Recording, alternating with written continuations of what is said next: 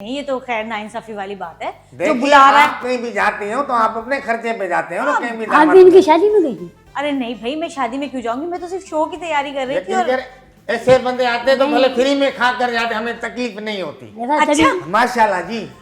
तभी तो मैं कहता वहाँ एटम थे अपनी मान में बहुत एटम थे। प्यारी समझ गई। अच्छा, ये एटम की बात नहीं करो, देखो गलत बात नहीं करो। एटम थे, ये भी फिर एटम है, इसका मतलब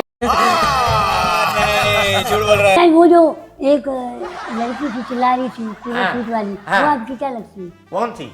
वो जो चिल्ला रही थी हाँ। खाना बंद करो, खाना बंद करो, खाना बंद करो। वो असल में मैं पड़ोसन की थी, मेरे पड़ोसन है वो। अच्छा चलते बस मैं एक छोटी सी बात कर, अरे अरे अरे बात सुन बे, अरे बात तेरे को सुन। 250 मिले ना, 250 लिफाफा मिला, की बात नहीं कर, आज की बात तेरी मेरी जो ने रिश्तेदारी खत्म। भले खत्म कर देखे देखे जनाब, रिश्ते खत्म नहीं करें, मैं इनसे बात करती हूँ। देखिए, आपने दिए 500 रुपए, फिर 500 रुपए, फिर 500 रुपए। जनाब, आपने अगर इनसे रिश्तेदारी बरकरार रखनी है, मोहब्बत रखनी है, आना जाना रखना है, ताकि ये जो जितनी भी दूर आप रहते हैं वो दूरियां नजदीक में बंधी रहें, तो लिफाफे में कुछ गुंजाइश करें और दिल को भी थोड़ा सा इससे बढ़ा ज्यादा क्या दे?